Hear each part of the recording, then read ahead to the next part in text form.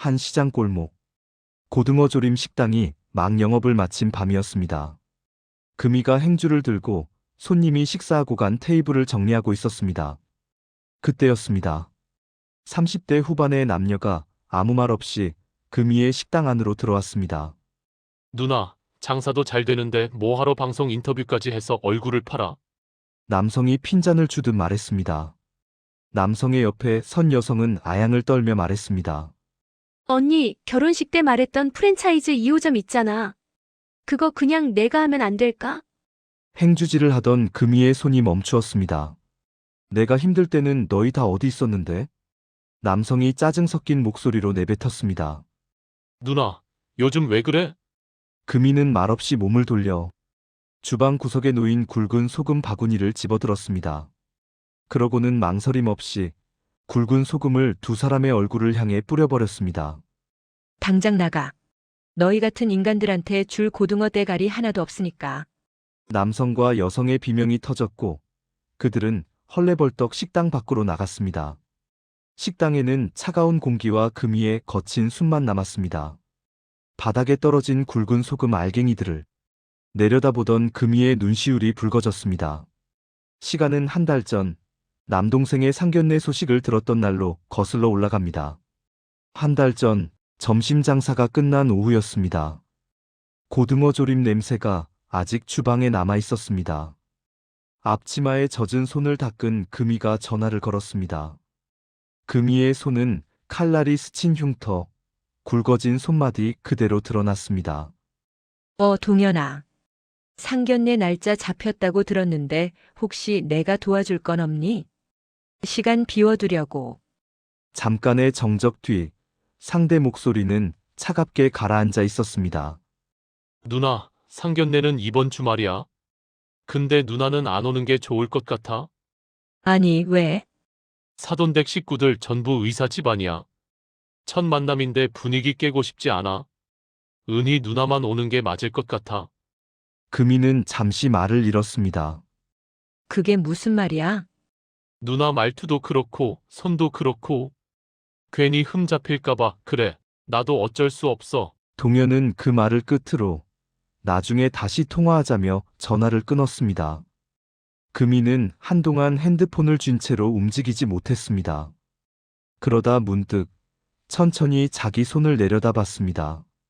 늘 찬물에 불어있던 손, 흉터와 굳은 살로 가득한 손이었습니다. 곧바로 전화가 울렸습니다. 은희야. 언니, 동현이한테 얘기 들었지? 상견례 거는 그냥 동현이 말대로 해줘. 아니, 나는 내 결혼식도 못 갔잖아. 언니, 내 결혼식은 해외에서 했잖아. 그때도 상황이 있어서 그냥 조용히 넘어갔잖아. 그럼 나는 너희 일에 한 번도 끼면 안 되는 거니? 이번 상견례는 양가에서 공식적으로 만나는 자리야. 언니 오면 다들 신경 쓰여. 언니는 학교도 제대로 못 나왔고, 말 한마디만 잘못해도 사돈댁에서 우리를 어떻게 보겠어. 은희, 너까지. 내가 너희들 어떻게 키웠는데.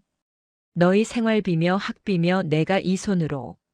아유, 생선 또 그 얘기야? 언니, 그건 언니가 장녀라서 한 거잖아. 말문이 막힌 금이에게 은희가 재빨리 말을 이었습니다. 상견례는 오지 말고 결혼식에만 와. 그게 서로 편해. 금이는 전화를 끊고 핸드폰을 식탁 위에 탁 내려놓았습니다. 손가락을 펼쳤다가 오므렸다가 흉터 가득한 손을 가만히 쓸어내렸습니다. 장녀라, 당연한 일. 부모 없이 자라긴 나도 마찬가지인데. 너희에게 내 존재는 그 정도였구나. 금이는 천천히 고무장갑을 다시 끼우려다 멈췄습니다. 그리고 장갑을 툭 식탁 위에 내려놓았습니다. 눈가에 맺혔던 서러움이 마침내 눈물이 되어 흘러내렸습니다. 내 청춘을 다 바쳐 키운 동생들이 고마워하기는 못할 망정 나를 부끄러워하는구나. 그래, 너희 말이 맞다.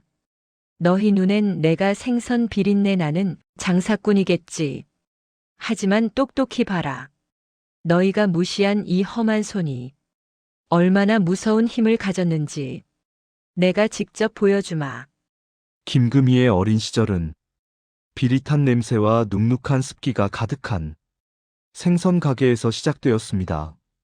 금희의 아버지가 돌아가신 후 금희의 어머니는 홀로 3남매를 키우기 위해 새벽마다 생선 상자를 날랐습니다. 금희는 학교 수업이 끝나기가 무섭게 시장 좌판으로 달려왔습니다. 어머니는 금희에게 동생들과 집에 가서 있으라고 했지만 금희는 12살 차이 나는 막내 동생 동현을 힘든 엄마의 등에서 떼어내 자신이 없고 어린 은희의 손을 잡은 채 틈틈이 엄마의 바쁜 손길을 도왔습니다. 그리고 금희는 엄마와 늦게 집으로 돌아와 피곤할 법도 한데 새벽까지 숙제와 공부를 하였습니다. 금희는 중학교 내내 전교 1등이었고 학교 성적표를 받아올 때마다 어머니는 젖은 손을 앞치마에 닦으며 환하게 웃었습니다. 엄마, 내가 꼭 성공해서 효도할게요. 그러면 금희의 어머니는 그럼 우리 금희는 똑똑해서 뭐든지 할 수 있어 하고 말해주곤 했습니다. 그 한마디만으로도 금희는 하루가 덜 힘들었습니다. 하지만 운명은 가혹했습니다. 아버지 몫까지 일을 하며 몸을 혹사한 어머니가 끝내 쓰러졌습니다. 당장 내일의 끼니가 막막해진 날, 금희는 학교 사물함에 있던 책을 모두 챙겨 집으로 돌아왔습니다. 고등학교 입학 통지서가 도착한 날이었지만 금희는 그것을 장롱 깊숙이 밀어 넣었습니다. 그날 밤 금희는 잠들지 못하고 울음을 삼켰습니다. 잠에서 깬 어머니는 숨죽여 우는 금희를 보고 상황을 알아차렸습니다. 어머니는 떨리는 손으로 금희를 끌어안으며 오열했습니다. 금희야, 미안하다. 똑똑한 네가 공부를 그만두면 안 되는데 못난 엄마 만나서 내 앞길 막는구나. 엄마가 미안해. 정말 미안해. 금희는 눈물을 참으며 어머니의 거친 손을 꼭 맞잡았습니다. 엄마, 나 괜찮아. 은희랑 동현이 저렇게 어린데 나만 학교 가서 뭐해. 내가 엄마 옆에서 장사 배울게. 나 똑똑하니까 장사 잘할 자신 있어. 내 동생 은희, 동현이. 내가 엄마 대신 번듯하게 키울 거야. 그러니까 엄마는 아프지 마. 어머니는 금희의 손을 어루만지며 가슴을 쳤습니다. 착한 내 새끼. 그래도 금희야? 장사하다가도 틈틈이 꼭 공부해야 한다. 배움의 끈은 절대로 놓지 마라. 모녀는 좁은 방에서 서로를 껴안고 밤새 울었습니다. 다음 날 아침, 금희는 교복 대신 해진 앞치마를 둘렀습니다. 머리는 질끈 묶어 올렸고 책가방이 있어야 할 손에는 생선이 들려 있었습니다. 시장 상인들은 금희가 이제 엄마를 도와주는구나. 입을 모아 칭찬했지만 속마음은 모두 안타까워했습니다. 금희는 멀리서 들려오는 학교 종소리를 들으며 입술을 깨물었습니다. 하지만 이내 아무 일도 없다는 듯 생선 내장을 손질했습니다. 이것이 금희가 김금희라는 이름을 버리고 장녀라는 이름으로 살기 시작한 첫날이었습니다. 그리고 그날 금희는 마음속으로 어머니의 말을 한 번 더 되뇌었습니다. 배움의 끈은 놓지 마라. 하지만 어머니는 결국 그의 겨울을 넘기지 못했습니다. 병원비가 무서워 약으로 버티던 어머니는 금희의 손을 꼭 쥐고 공부해라. 늦더라도 꼭이라는 말을 남긴 채 눈을 감았습니다. 상주 완장을 차기엔 너무도 어린 18배 금희는 울음조차 사치였습니다. 당장 어린 동생 은희와 동현의 끼니가 급했습니다. 금희는 칭얼거리는 동현을 등에 업고 고사리 같은 은희의 손을 잡고 다시 시장 좌판으로 나갔습니다. 어머니의 유품인 해진 앞치마를 질끈 묶은 채였습니다. 하지만 어른 없는 생선 가게는 만만치 않았습니다. 어린 계집애가 장사를 한다니 무시하기 일쑤였고 물건 떼오는 법도 서툴러 재고가 쌓이기만 했습니다. 어느 날인가 팔지 못한 고등어 몇 마리가 그대로 상해버릴 판이었습니다. 금희는 남은 고등어가 아까웠습니다. 그래서 무작정 남은 고등어를 집으로 가져왔습니다. 배고프다고 보채는 어린 동생들을 위해 고등어 몇 마리는 소금을 쳐서 노릇하게 구워주었습니다. 동생들이 배불리 먹고 난 뒤 남은 몇 마리를 어떻게 할까 고민하던 금이에게 문득 어머니가 예전에 가르쳐준 요리가 떠올랐습니다. 고등어 비린내는 무청 시래기가 잡아주는 거다. 금이는 부엌으로 들어가 냄비를 꺼냈습니다. 먼저 고등어 대가리와 지느러미를 떼고 내장을 정리한 뒤 비린내를 빼기 위해 식초물에 잠시 담가두었습니다. 그 사이 시래기는 따뜻한 물에 불렸다가 한번 푹 삶아 물기를 짜고 무는 두툼하게 썰어냈습니다. 냄비 바닥에 시래기를 먼저 깔고 그 위에 무와 고등어를 차례로 얹었습니다. 양파를 굵게 썰어 올리고 대파도 큼직하게 넣었습니다. 이제 양념이었습니다. 금이는 고추장 조금과 고춧가루를 풀고 다진 마늘과 간장을 넣고는 비린내가 올라오지 않게 생강가루를 살짝 더했습니다. 그리고 어머니가 늘 하던 대로 마지막에 고소한 들기름을 한번 둘렀습니다. 그렇게 완성된 양념을 냄비에 붓고 물을 자작하게 부은 뒤 불을 올리자 금세 보글보글 끓기 시작했습니다. 금이는 자기도 모르게 고춧가루를 한 숟갈 더 퍼넣었습니다. 매운 걸 좋아하던 자신의 입맛대로 국물을 조금 더 얼큰하게 만들고 싶었습니다. 마지막에 청양고추를 송송 썰어 넣자 부엌은 아주 매콤하고 맛있는 냄새가 진동했습니다. 고등어 조림을 한 입 떠먹어 본 금이는 눈이 번쩍 뜨였습니다. 비린내는커녕 고등어의 고소한 기름기가 시래기에 배어들어 기막힌 맛을 냈습니다. 가슴 한쪽이 뜨거워졌습니다. 엄마라는 말이 저절로 나왔습니다. 다음 날 금이는 생선 좌판 옆에 작은 버너를 갖다 놓고 조림을 만들기 시작했습니다. 시장 상인들에게 먼저 맛을 보였습니다. 아니 금이야, 이게 네가 만든 거야? 비린내 하나 없이 어쩜 이렇게 칼칼해? 밥 한 그릇 뚝딱이네. 금이야, 너 이걸로 점심 장사해? 평소 금이를 아끼던 상인들의 칭찬이 쏟아졌습니다. 조림을 담아가는 손이 끊이지 않았고 금이가 가져온 통은 금세 바닥을 드러냈습니다. 소문은 빨랐습니다. 상인들이 맛나게 먹는 고등어 조림을 장보러 오는 손님들도 사가기 시작했습니다. 금이는 비로소 깨달았습니다. 어머니가 남긴 것은 낡은 생선 괵장만이 아니었습니다. 자식들을 먹여 살리려 애쓰던 어머니의 손맛이 금이의 손끝에 고스란히 남아 있었던 것입니다. 금이는 사람들의 칭찬을 들으며 어머니가 돌아가시고 처음으로 작게 미소 지었습니다. 금이는 더 이상 학교 종소리에 고개를 숙이지 않았습니다. 대신 더 억척스럽게 고등어를 손질하고 양념을 버무렸습니다. 전교 1등의 명석한 머리는 어떻게 하면 더 맛있는 조림을 만들까를 계산하는 데 쓰이기 시작했습니다. 그렇게 금이의 고등어 조림 솥에선 매일 뜨거운 김이 모락모락 피어올랐습니다. 고등어 조림이 잘 팔리기 시작하자 금이의 하루는 더 바빠졌습니다. 새벽마다 시장에서 생선을 떼오고 수백 번의 칼질로 생선 대가리를 치고 찬물에 시래기를 헹구고 삶고 물을 썰고 양념을 맞추고 불을 조절하는 손놀림이 익숙한 일상이 되었습니다.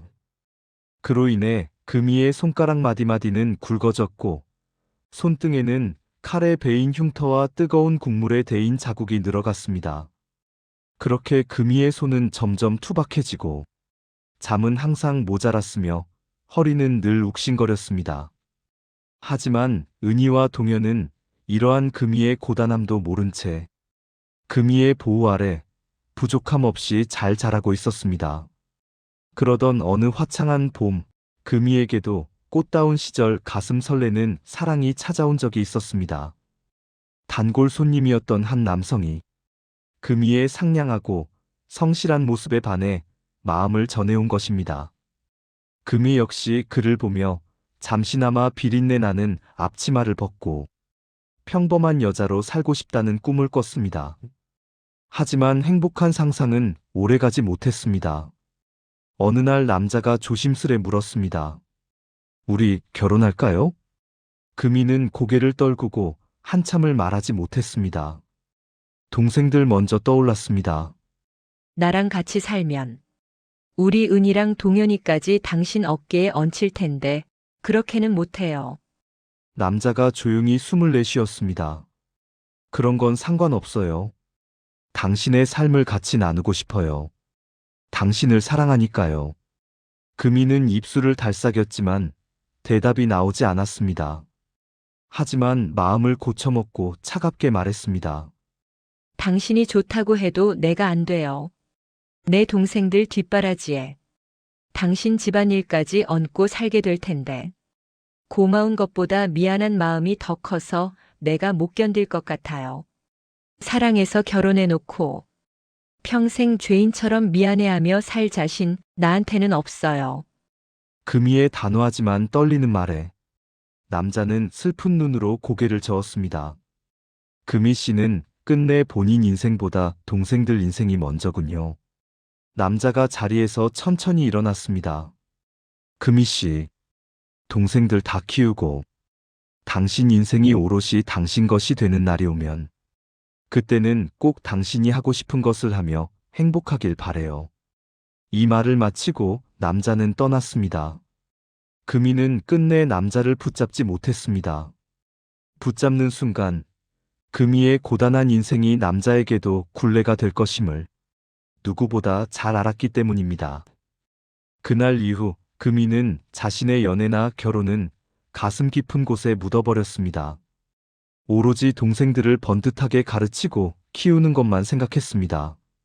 금이의 손은 점점 더 투박해졌습니다. 그렇지만 당시 어린 동생들은 학교에 다녀와 금이의 험한 손을 잡으며 말했습니다. 언니 오늘도 힘들었지? 손 내가 주물러 줄게. 누나 손은 세상에서 제일 따뜻해. 난 우리 큰 누나가 제일 좋아.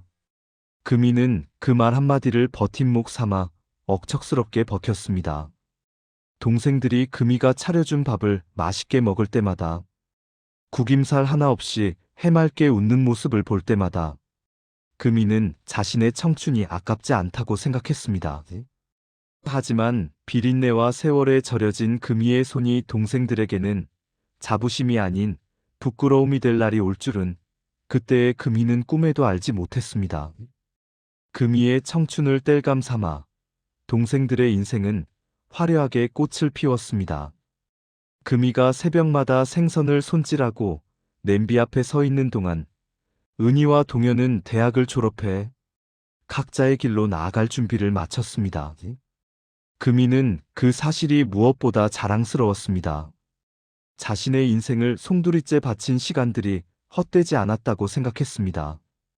이제 동생들도 성인이 되었으니 제 몫을 할 테고 자신도 이제는 고단한 짐을 내려놓고 조금은 여유를 가질 수 있겠다는 청사진도 그려보았습니다.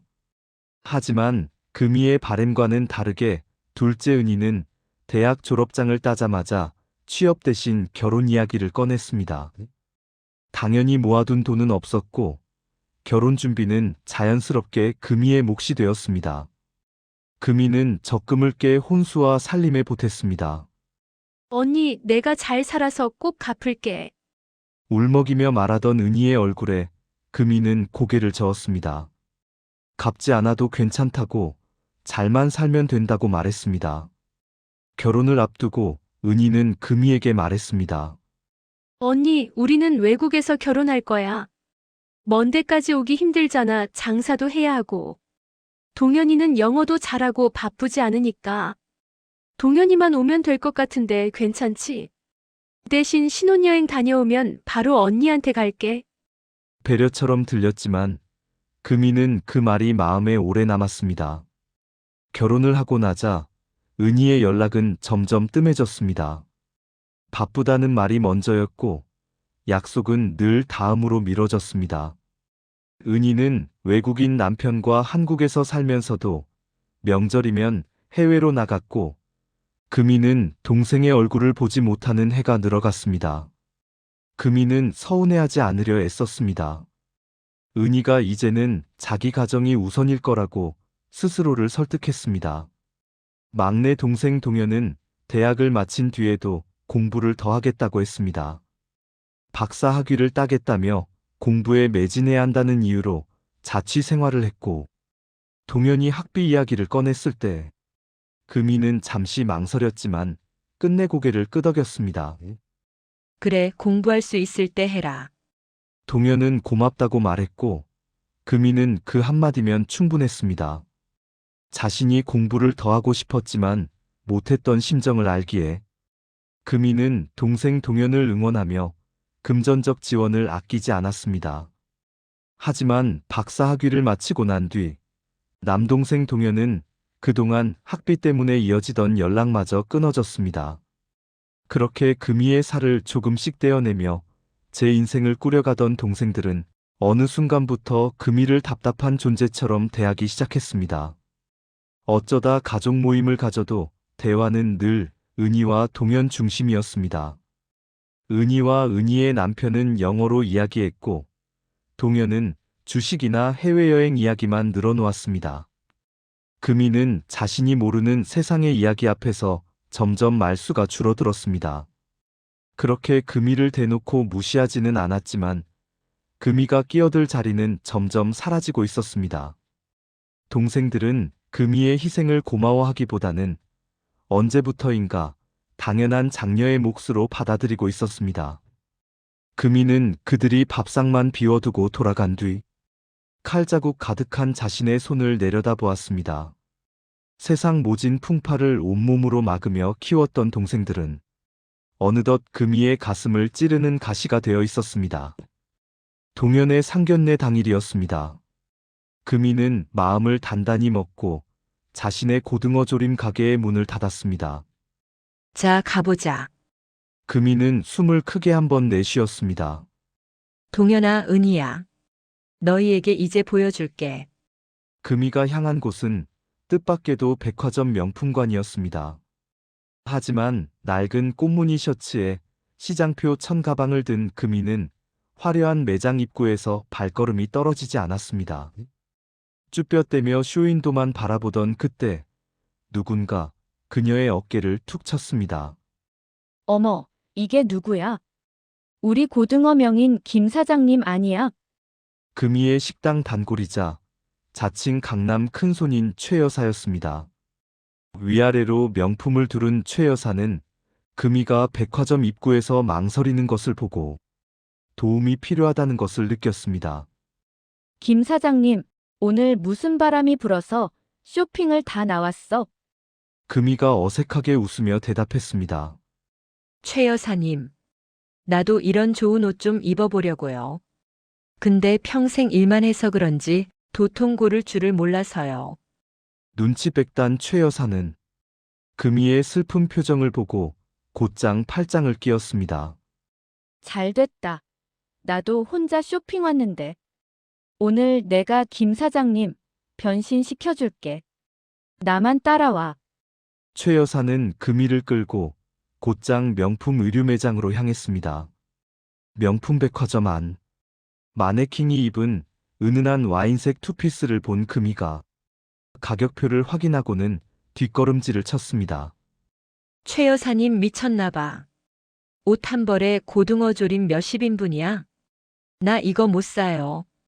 최 여사는 금이의 등짝을 시원하게 내리치며 호통을 쳤습니다. 고등어 소리 좀 그만해. 오늘 장사하러 왔어. 옷 사러 왔다며. 그리고 김 사장님도 사장님인데 이 정도는 입어야지. 결국 최 여사의 성화에 못 이겨 옷을 갈아입고 나온 금이의 모습은 눈이 부실 정도였습니다.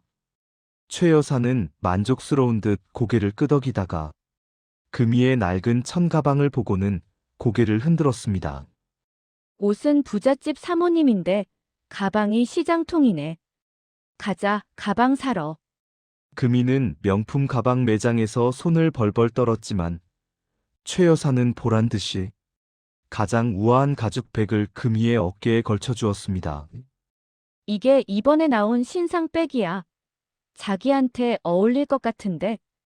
그리고 명품 구두를 가져와 금이에게 신게 했습니다. 이 구두가 아까 와인색 투피스랑 어울려. 그렇게 발을 편안하게 감싸주는 명품 구두까지 신고 나니 금이의 걸음걸이에 절로 힘이 들어갔습니다.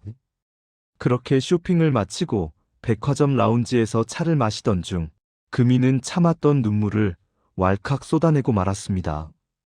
금이는 손가락 마디마디 굳은 살을 만지며 어린 동생을 위해 한평생 부모 역할을 했는데 이제는 동생들에게 무시를 당하는 일과 부모 대신 가야 할 상견례 자리까지 거부당한 일을 털어놓았습니다.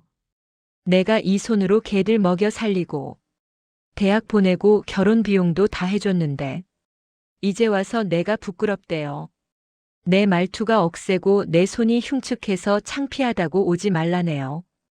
최 여사님, 나 정말 잘 살아보려고 애썼는데 내 인생이 고작 고등어 비린내였나 봐요. 금이의 사연을 들은 최 여사는 찻잔을 탁 내려놓으며 금이의 손을 꽉 잡았습니다. 자기야, 잘 들어. 당신은 장녀 노릇하고 넘치게 했어. 그놈들이 배은망덕한 거지. 당신 손이 왜 부끄러워? 이 손은 훈장이야, 훈장. 죄책감 갖지 마. 이제부터는 김금희로 살아. 최 여사의 진심 어린 지지에 금이는 용기를 얻었습니다. 최 여사는 기세를 몰아 금이를 일으켰습니다. 옷이랑 가방이랑 구두는 딱 됐고. 이제 머리랑 피부 좀 만지러 가자고. 내 단골 미용실 가서 뽀글 파마 싹 펴고 얼굴에 광 좀 내자. 최 여사의 손에 이끌려 도착한 곳은 강남의 최고급 뷰티 살롱이었습니다. 수십 년 하던 뽀글 파마 머리를 세련된 웨이브에 보브컷으로 자르고 마사지룸에 가서 얼굴부터 발까지 관리를 받았습니다. 또한 금이의 투박한 손끝에 화사한 코랄빛 네일아트가 입혀지자 금이는 제 손이 맞나 싶어 한참을 바라보았습니다. 모든 관리를 마치고 헤어질 시간, 최 여사가 예쁜 작은 상자 하나를 금이의 손에 쥐어주었습니다. 이건 아까 백화점에서 자기 화장실 갔을 때 내가 고른 거야. 당신의 인생을 응원하는 선물이야. 상자 안에는 은은하게 빛나는 진주가 가운데 박힌 꽃 모양의 브로치가 들어 있었습니다. 이거 차고 막내 동생 결혼식장에 가. 그것들한테 기죽지 마. 알았지? 그리고 이제 김 사장 꽃길만 걸어. 금이는 브로치를 가슴에 대보며 울컥하는 마음을 다잡았습니다. 집에 온 금이는 거울 속에 비친 자신의 모습이 낯설면서도 금이는 처음으로 자신을 위해 무언가를 했다는 사실에 가슴 설레는 해방감을 느꼈습니다.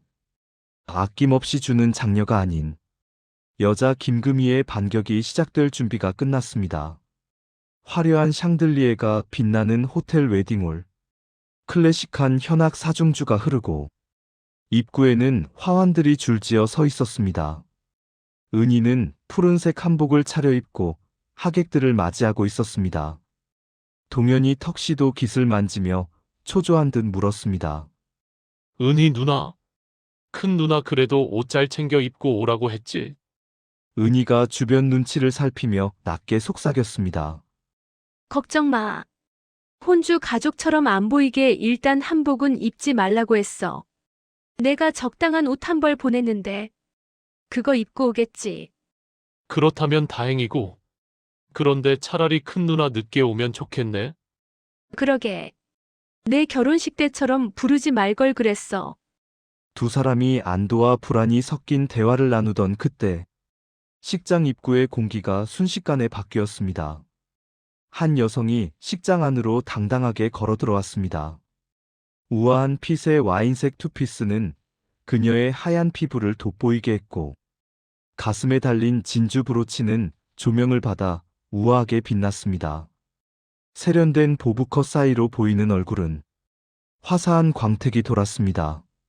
사람들의 시선이 일제히 집중되었습니다. 한 하객이 수군거렸습니다. 어머, 저분 이번 신상 명품 가방 들었네. 저 가방 엄청 비싼데. 구하고 싶어도 못 구하는 한정판 아니야.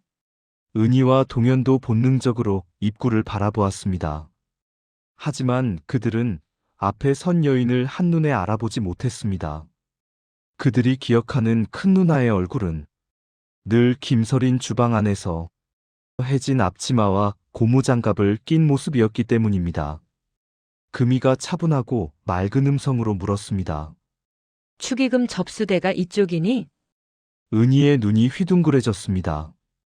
뭐야? 금이 언니야? 금이는 당황한 기색이 역력한 은희와 동현 앞에 당당히 섰습니다. 그리고 코랄빛 네일이 정갈하게 입혀진 손으로 우아하게 가방을 고쳐맸습니다. 그 손 어디에도 찬물에 퉁퉁 불어 빨개진 피부는 찾아볼 수 없었습니다. 동현의 목소리가 떨렸습니다. 큰 누나야? 금이는 엷은 미소를 지으며 굳어버린 동생들을 똑바로 응시했습니다. 그리고는 모델처럼 천천히 제자리에서 한 바퀴 돌며 자신의 차림새를 과시하듯 보여주었습니다. 상견례도 못 갔는데. 한복 입는 건 아닌 것 같기도 하고. 너희가 보낸 옷이 마음에 안 들기도 해서. 괜찮은 옷 하나 장만했는데 어떠니? 금이는 매끄러운 가죽의 명품 가방을 가볍게 들어 보이고 보석으로 장식된 구두를 살짝 내밀었습니다. 은희가 파르르 떨리는 입술로 물었습니다. 언니, 이게 다 뭐야? 다 명품이잖아. 돈이 다 어디서 났어? 돈? 너희 모르는구나. 하긴 너희는 돈 말고 나한테 관심이나 있었니? 너희가 주식이니 투자니 이런 이야기나 하고. 투자 실패할 때 나는 고등어 장사해서 돈 좀 모았지. 너희 대학 등록금이랑 결혼 자금 대느라 좀 힘들었지만 이제는 너희한테 들어갈 돈이 없으니 나한테 쓰는 건데 뭐 어때? 이제 우리한테 들어갈 돈이 없다니? 그게 무슨 뜻이야? 멀리서 지켜보던 동현의 장인이 호기심 어린 눈으로 다가왔습니다. 금이가 먼저 우아하게 손을 내밀었습니다. 처음 뵙겠습니다. 동현이 큰 누나 김금희입니다. 아니, 동현 군에게 이렇게 품이 있는 큰 누님이 계신 줄 몰랐습니다. 상견례 때 동현 군, 누님은 여기 계시는 한 분만 뵈어서요. 제가 운영하는 식당이 요즘 프랜차이즈 2호점 준비로 워낙 바빠서 상견례 때 못 가고 이렇게 뵙네요. 프랜차이즈, 사업가 라는 단어에 은희와 동현의 얼굴이 하얗게 질렸습니다. 금이는 자신을 부끄러워했던 동생들을 보며 웃었습니다. 하지만 금이의 눈빛은 예전과 달리 애정 대신 차가움만 가득했습니다. 예식이 모두 끝나고 하객들이 식당에서 식사를 하고 있을 때 금이는 식장 로비를 가로질러 조용히 출구로 향하고 있었습니다. 그때 동현과 은희가 숨을 헐떡이며 달려와 금이를 가로막았습니다. 은희가 말했습니다. 언니, 그거 다 진짜야. 아까 사돈댁 앞에서 한 말들. 프랜차이즈니 뭐니 한 거 말이야. 동현이 은희의 말을 가로채며 은근슬쩍 본론을 꺼냈습니다. 큰 누나 일단 진정하고 내 말 좀 들어봐. 방금 결혼식 대금 확인해봤는데 호텔이라 그런지 금액이 좀 많이 나왔더라고. 그래도 우리가 명색이 신랑 쪽인데 신부 측보다 조금 더 부담해야 내 면이 서지 않겠어? 누나 아까 사업 잘 된다고 했으니까 좀 도와주고 가. 금이는 기가 막힌 듯 헛웃음을 터뜨렸습니다. 자신을 부끄러워하며 숨기려 했던 동생들이 필요할 때만 당연하게 손을 내미는 모습이 가증스러웠습니다. 금이가 말했습니다. 우리? 이제 우리는 없어. 너희는 돈 필요할 때만 우리니? 동현이 당황하며 말했습니다. 큰 누나 오늘 뭐 잘못 먹었어? 가족끼리 좀 도와줄 수 있는 거잖아. 누나답지 않게 왜 그래? 금이가 차갑게 식은 눈으로 동현을 똑바로 응시하며 말했습니다. 이제 너희 일 알고 싶지도 않아. 나는 상견례 날 내 자리가 없다는 걸 확인한 순간부터 너희랑 연 정리했어. 이 자리에 온 것은 마지막으로 돌아가신 엄마 아빠를 대신하는 마음으로 온 거야. 이제 둘 다 결혼했으니 내 의무는 여기까지야. 은희가 아연실색하며 말했습니다. 언니 도대체 왜 그래? 우리는 언니 장사 때문에 바쁠까봐 그런 거잖아. 금이가 은희를 쏘아보며 말했습니다. 그래서 너희 졸업식, 상견례, 결혼식 모두 안 불렀니? 나는 돈만 벌어오는 사람이지. 생각해보니 너희 욕심 채우려고 나에게 장사만 시킨 것 같다는 생각도 들어. 그러니까 좋은 말로 할 때 그 입 다물어. 그리고 아주 카랑카랑한 목소리로 동현에게 말했습니다. 그래도 축의금은 좀 넉넉히 넣었어. 5,000원. 동현의 얼굴이 순식간에 일그러졌습니다. 뭐? 5,000원? 누나 지금 나랑 장난해? 하나밖에 없는 남동생 결혼식에 5,000원이 뭐야? 금이가 단호한 목소리로 쐐기를 박았습니다. 5,000원이면 고등어 반손 정도는 살 수 있는 돈이야. 너에게는 이제 100원도 아까워. 그동안 너희 대학 등록금에 은희 너 결혼 자금까지 내가 쏟아부은 청춘에 비하면 아주 큰 돈이지. 너희가 무시한 그 비린내 나는 손으로 번 돈. 너희가 바라던 대로 이제 한 푼도 안 섞이게 해준 건데. 뭐가 불만이야? 금이의 달라진 태도에 말문이 막힌 은희와 동현에게 금이가 말을 이었습니다. 그동안 나한테 가져간 돈들. 갚으라고 안 하는 걸 감사하게 생각해. 오늘 이 문 나가는 순간부터 이제 너희는 내 동생 아니야. 다시는 내 인생에 얼씬거리지 마. 금이는 넋이 나간 두 동생을 뒤로 한 채 단 한 번의 뒤돌아봄도 없이 오후에 햇살이 쏟아지는 식장 밖으로 당당하게 걸어 나갔습니다. 따사로운 햇살 아래 선 금이는 잠시 멈춰서서 파란 하늘을 올려다보았습니다. 가슴 깊은 곳에서 뜨거운 것이 올라왔지만 금이는 울지 않고 담담하게 속삭였습니다. 엄마 나 있지. 동생들 굶기지 않고 다 키워서 시집 장가 보냈어. 그러니까 엄마. 나 이제 장녀 노릇은 여기까지만 할래. 더 이상 희생만 하는 언니 누나 안 하고. 이제부터는 그냥 김금이로 살게. 엄마 나 이해해 줄 거지? 금이는 짧게 숨을 고르고 가방에서 명함 하나를 꺼냈습니다. 바로 인생 다큐 장 PD였습니다. 장 PD는 금이에게 몇 번이나 찾아와 촬영을 간청했지만 금이는 부끄럽다며 정중히 거절했습니다. 하지만 사실은 동생인 은희와 동현이 마음에 걸려서였습니다. 누나가 시장에서 고등어 조림집을 한다는 것을 부끄러워하는 듯해서 인터뷰를 마다했던 것입니다. 금이는 결심한 듯 가방 안에 명함을 꺼냈습니다. 그리고 장 PD가 준 명함을 한참을 바라보다 전화를 걸었습니다. 안녕하세요 장 PD님. 저 금빛 고등어 식당 김금희입니다. 예전에 말씀하신 그 인터뷰 지금도 유효한가요? 이제는 숨지 않고 제 이야기를 좀 하고 싶어서요. 방송이 나간 밤, 전국은 김금희의 이야기에 들썩였습니다. 어렸을 적부터 고등어를 손질하며 생긴 무수한 흉터와 빨갛게 부은 금희의 손이 클로즈업 되었을 때와 특히 공부를 포기하고 동생들을 힘들게 키운 일들을 담담하게 털어놓았을 때 시청자들은 함께 울었습니다. 금희가 인터뷰에서 말했습니다. 평생 비린내 나는 이 손이 부끄러워 늘 숨기고만 살았어요. 그런데 이제야 알겠더라고요. 남을 위해 헌신한 손이 세상에서 가장 아름다운 훈장이라는 걸요. 그래서 앞으로 저처럼 돈이 없어서 못 배운 사람들을 돕고 싶어요. 방송의 파급력은 대단했습니다. 좁은 골목에 위치한 금희의 식당 앞에는 전국에서 몰려든 손님들로 연일 인산인해를 이루었습니다.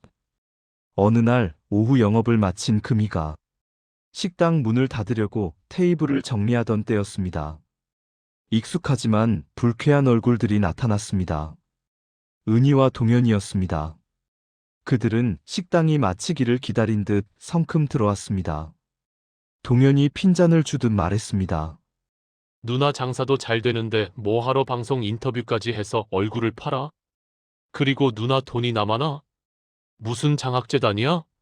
우리는 은희가 옆에서 동현의 옆구리를 찌르며 아양 섞인 목소리로 말을 가로챘습니다. 언니 저번에 결혼식 때 말했던 그 프랜차이즈 2호점. 그거 그냥 남 주지 말고 우리 남편이 하면 안 될까? 요즘 사업이 너무 안 돼서 그래. 나 좀 살려줘. 테이블을 닦던 금희의 행주질이 멈췄습니다. 동생들의 진심 어린 사과가 아닌 뻔뻔한 태도에 그동안 참아왔던 분노가 치밀어 올랐습니다. 금희가 말했습니다. 내가 힘든 줄 알았으면 도왔을 거라고. 너희는 내 부르튼 손은 안 보이고 내 통장 잔고만 보이는구나. 프랜차이즈? 너희 같은 사람들에게 내 인생이 담긴 가게를 줄 것 같아? 동현이 당황하며 말했습니다. 누나 요즘 왜 그래? 2호점 내주면 우리도 살고 좋잖아. 금희는 주방 구석에 있던 굵은 소금 바구니를 집어들어 두 사람을 향해 힘껏 뿌렸습니다. 당장 나가. 너희 같은 인간들한테 줄 고등어 대가리 하나도 없으니까. 하얀 소금이 허공에 흩날리는 순간 은희와 동현은 비명을 지르며 뒷걸음질을 쳤습니다. 금희가 카랑카랑한 목소리로 소리쳤습니다. 배은망덕한 것들. 소금 세례받기 싫으면 당장 내 눈앞에서 사라져. 소금기에 놀라 비명을 지르며 도망치는 동생들의 뒷모습을 보며 금희는 가쁘게 숨을 몰아쉬었습니다. 아주 잠깐 쓸쓸함이 느껴졌지만 곧 가슴 한편이 시원했습니다. 그날 밤 금희는 식탁에 앉아 매출 장부가 아닌 다른 무언가를 펼쳤습니다. 그것은 금희의 오랜 꿈이 담긴 고졸 검정고시 문제집이었습니다. 금희가 다짐하듯 중얼거렸습니다.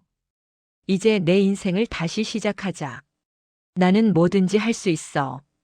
그렇게 1년이라는 시간이 흘렀습니다. 금빛 고등어 식당은 이제 전국적인 명성을 얻었고 사장 금희의 일상은 예전과는 다르게 활기로 가득 찼습니다.